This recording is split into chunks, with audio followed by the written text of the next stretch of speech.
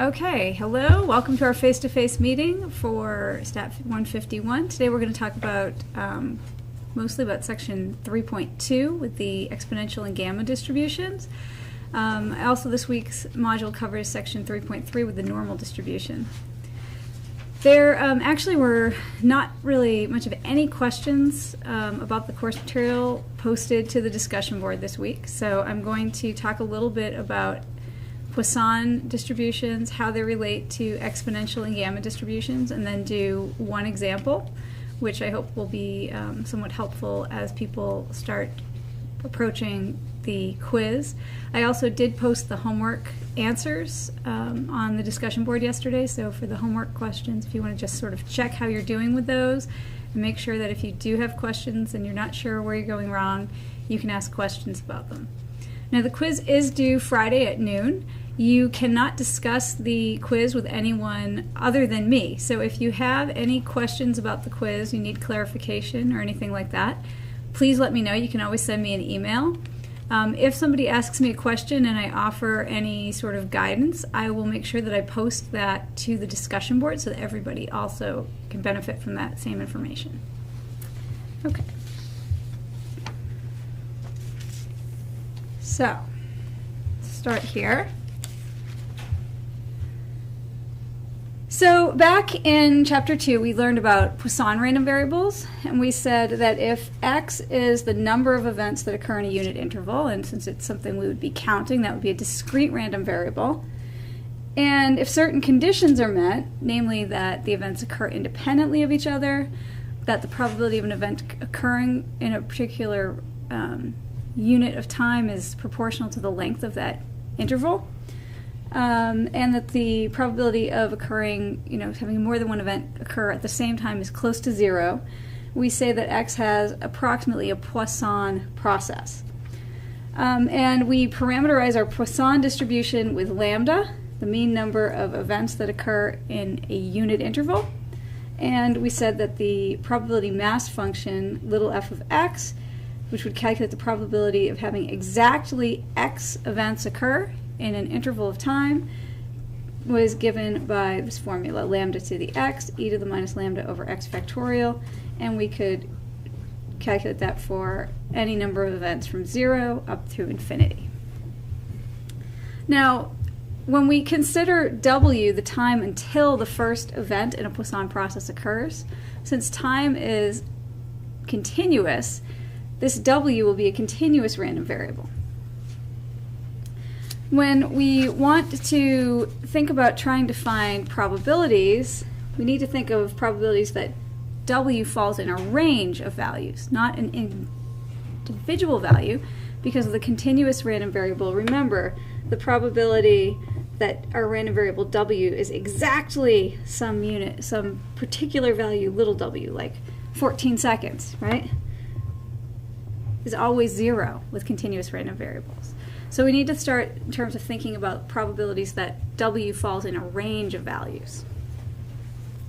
So we can start by thinking about, okay, well, what's the probability that the time until the first event is less than or equal to some particular value, little w? And this would be our cumulative distribution function for w, capital F of w. Right? Tells us the probability that our random variable takes on a value less than or equal to w. Now, if the first event does not occur at w or sort of before w, right? That's the same idea here. So this is 1 minus the probability that w is greater than that value, little w. And if the waiting time for the first event is greater than w, what that means is that no events occurred between 0 and w.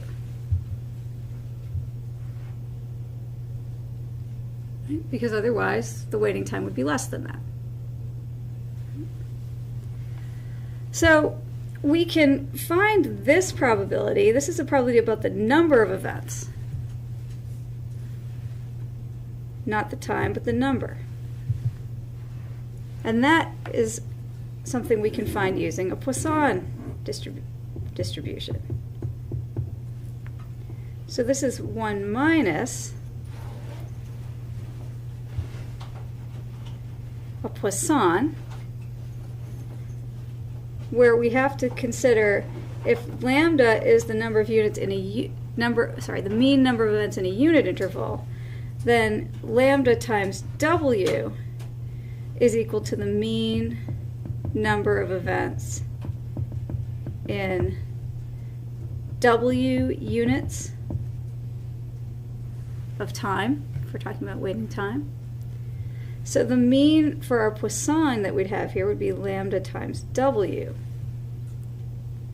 That would be the mean number of events that would occur in an interval of length W. So I can use my Poisson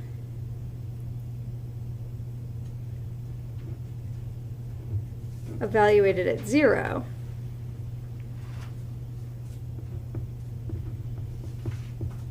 Poisson with lambda W as my parameter.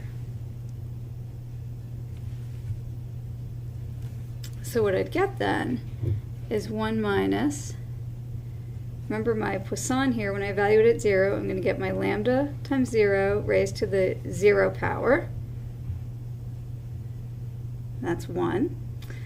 Times e to the minus, here lambda is now being replaced by lambda W, because that's our mean for W units of time. We divide that by 0 factorial, which is 1, and so this gives us our cumulative distribution function, f of W.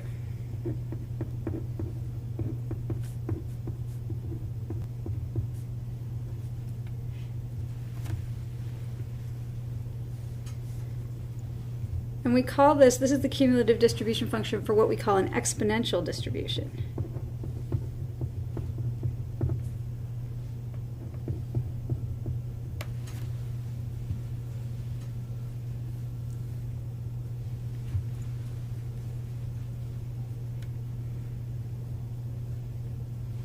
Now, if we want to find the PDF, the probability density function, we can take the derivative. Remember, the cumulative distribution function is the integral. Usually we find it by saying if we've got the probability density function, we can integrate it to find the CDF. We can also do the reverse and take the derivative of our cumulative distribution function and use it to find the PDF. So if I take the first derivative of my distribution here, I get lambda e to the minus lambda W, and this is our little f of W. Right? This is our probability density function for an exponential. The way that we usually see this written is a little bit different. Usually, we don't use the term W when we're writing these. We call the time x.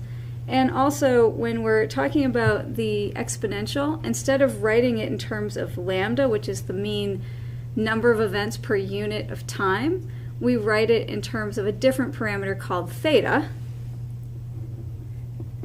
which is the mean time until the first event occurs.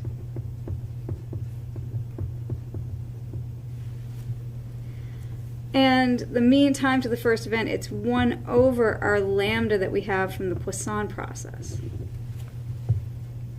So the way that we'll usually see the probability density function written for the exponential is to say if x is the time until the first event in a Poisson process, with lambda as our Poisson, it's our mean number of events per unit, then we usually write the exponential distribution, the PDF, as little f of x equals, we have our lambda here, which in terms of theta is 1 over theta. Since theta is 1 over lambda, lambda is 1 over theta.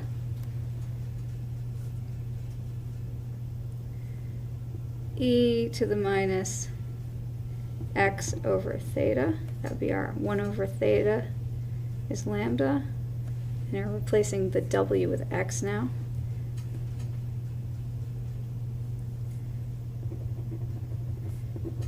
Theta is our 1 over lambda.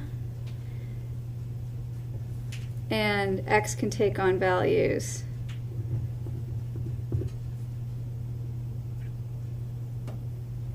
well, we can do it from 0 to infinity.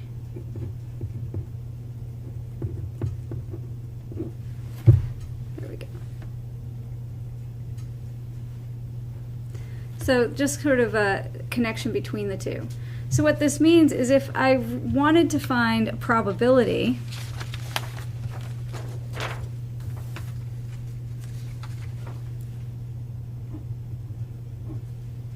for instance, I have, say, I want to know, say x is the time until the first event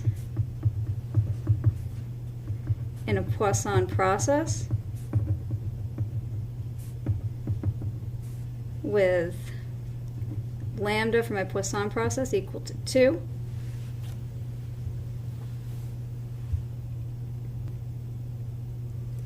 Then the probability that the time, so this is our continuous, this is going to have an exponential distribution.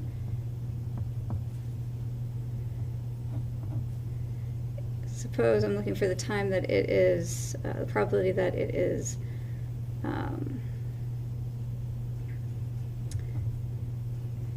greater than 3. Right, oops, I'm off my page here. Let me move around a little. There are two different ways that I could approach this problem. I could approach this problem by saying, okay, if x is greater than 3, I could use the Poisson distribution to answer this question. I could say, okay, if x is less than 3, that means the number of events in 3 units of time has to be equal to 0. Right? Because if the waiting time is at least 3 units, that means no events occur for the first occurrence of an event. Then that means there are no events up until that third time unit occurs. So I could solve this two different ways. I could solve it with the Poisson. I could say, okay, well, let's call y equals the number of events in 3 units of time. Y is going to have a Poisson distribution. The lambda for this Poisson isn't going to be 2 because that's for 1 unit of time. So it's going to be 3 times 2 equals 6. And I could say, okay, so this is going to be probability that x is greater than 3 is the probability that y equals 0. I have no events in the first 3 units of time. And I could use my Poisson distribution. I could take 6 to the 0 times e to the minus 6 and divide by 0 factorial and get e to the minus 6. Right? That would be one way I could do it. The other way I could do it would be to use my exponential distribution. In my exponential,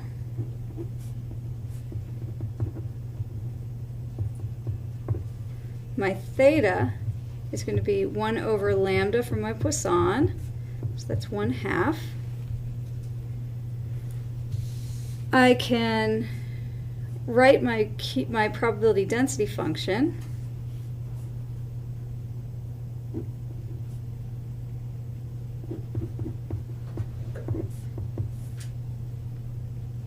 So let's say it would be 2 times e to the minus x over 1/2, so 2x.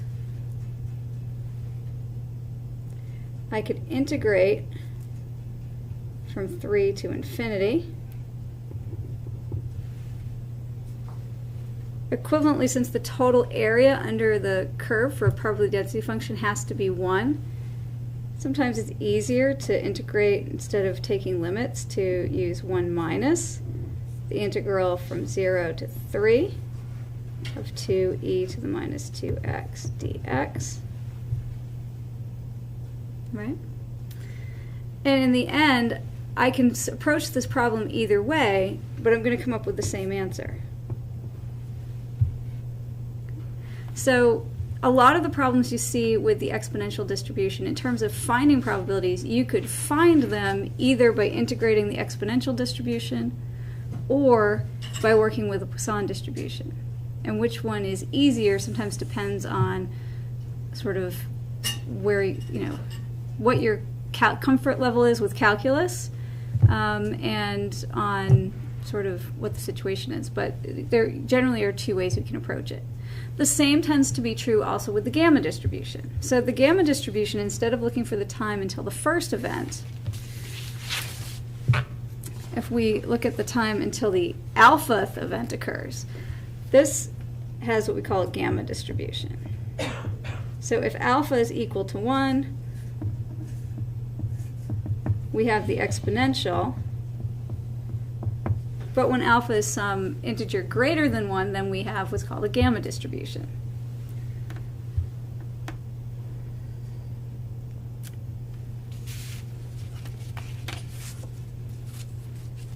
So when we have a gamma distribution, again, we can think about the cumulative distribution.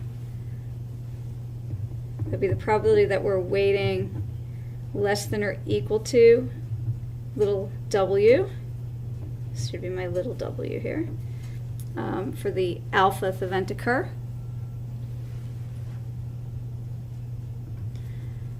Which means that fewer than alpha events have to occur before time w. So it's 1 minus the probability that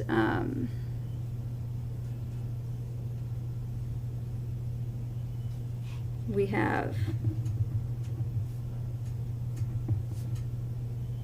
well, so it's 1 minus the probability that w is greater than little w, which means it's 1 minus the probability that we have fewer than alpha events occur before w. And again, using the same idea, here we're looking at the number of events that would occur. It has to be less than alpha. So we can think about that in terms of a Poisson. That means that we'd be looking again at a Poisson.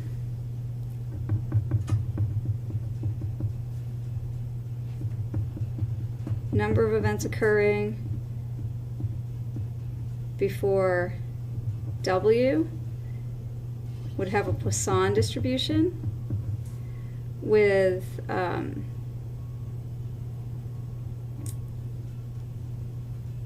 our mean equal to w times the lambda for our Poisson process. So this is the unit rate, and this is the rate of events per w units of time. So if we think like, okay, we're the alpha event in a Poisson process with lambda equals the mean time mean number of events per unit of time, then the mean of this Poisson, looking at the number of events occur in W units of time, is going to have a mean equal to W times the unit rate for a single unit of time. But the idea is the same. So now instead of having, okay, before we said, okay, well, it's 1 minus the chance that we'd have 0 events occur. Now it's going to be 1 minus the chance that we have 0 or 1 or 2, anything up into alpha minus 1 events occur. So we can add from k equals 0 to alpha minus 1. Our Poisson, we take our mean is lambda times W to the kth power, e to the minus the mean of our Poisson, lambda W, over k factorial. So these are probabilities we can find using the Poisson distribution.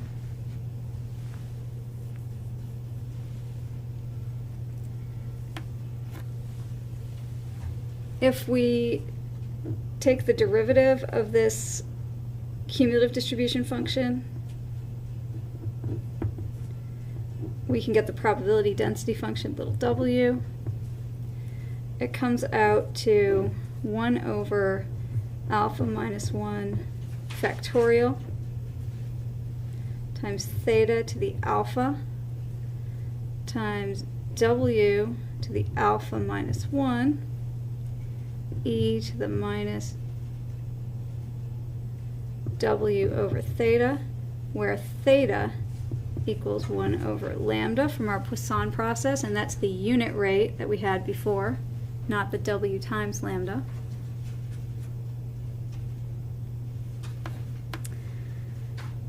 And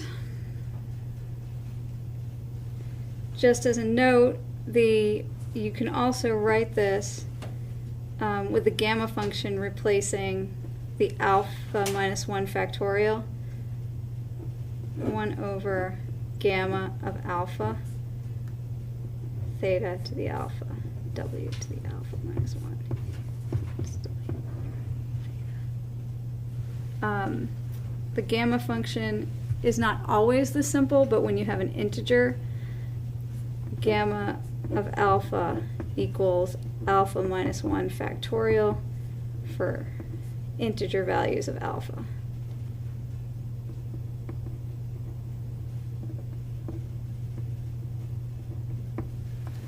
I actually don't think it's any simpler to use the distribution function in this form. It is what gives rise to the name of the gamma distribution, but I honestly think it's easier to just work with it without writing it as the gamma function, because then you don't have to remember what the gamma function is. So again, if I wanted to look, for instance, at the probability that the waiting time would be greater than 3 units of time for 2 events to occur, I could use this approach with the Poisson, or I could try to integrate the gamma function. Word of advice, integrating the gamma function is usually not easy. So usually if you're trying to actually solve and calculate these numbers, usually it is easier to work with the Poisson distribution to do your calculations. On one of the quiz questions, I ask you to show how you could solve the problem with the Poisson to do the calculations, and how you could solve the problem with the gamma. With the gamma, you'd just be integrating over, arrayed values with your probability density function. It's not critical that you actually do the integration. In fact, I think on the quiz I mentioned to feel free to go ahead and use an integral calculator, like Wolfram has a good integral calculator that can be used to do definite integrals. And that is going to be the way to go, because I think you have to do integration by parts, I think like 15 times to do the integration for that example. So that's why I say to use the integral calculator, because you don't want to spend all week trying to do integration by parts. So the gamma function, as I say, it can be hard to work with, the Gamma PDF, in terms of actually doing the integration. However, if you're looking for a really large number of events, your alpha gets big, you sort of end up starting to have big sums here with lots of terms. So sometimes integrating the Gamma function is better, especially if you use an integral calculator to do it for you. It's generally not something that's easy to work with by hand. Okay, so as I say, there really weren't any other questions on the discussion board. Just to reiterate though, for people who need to still look at their midterm exams, revisions are due at the end of next week on April 8th. I will give back 50% of the points that you lost on questions that you revise. It's important though, not only that you submit a correct answer, but that you show me, you can explain where you went wrong before, what was the mistake, and then make sure you show your work for the correct answers. And I'll go through them, and I think that's a really important part of the learning process. The midterm exam, I'll say, was a challenging exam. It was intended to be challenging for most people. This course is used by a lot of students to prepare to take the actuarial science P exam, which is a very challenging exam. And so I feel that, especially for the midterm, I want people to have a sense of, what kind of thing might be expected from you if you're taking the P exam. So I like to make the questions what I think are, relatively on par with that exam in terms of the level of difficulty, so that people don't leave with this false sense like, oh, I totally have this, and then take the P exam and say, wow, that was a lot harder. So I'd rather have the hard exam and give people an opportunity to work back through those problems and learn from them than have an easier exam that has, maybe a nicer distribution of grades to start with, but ultimately isn't as good a learning tool. So hopefully you'll work on the revisions. You can talk to each other and to me about the revisions, and if you want to even talk about them on the discussion board, that's fine. But your work that you present has to have an explanation of your own understanding of the material and where you went wrong the first time. Okay, so I guess that's it for today. Have a good day.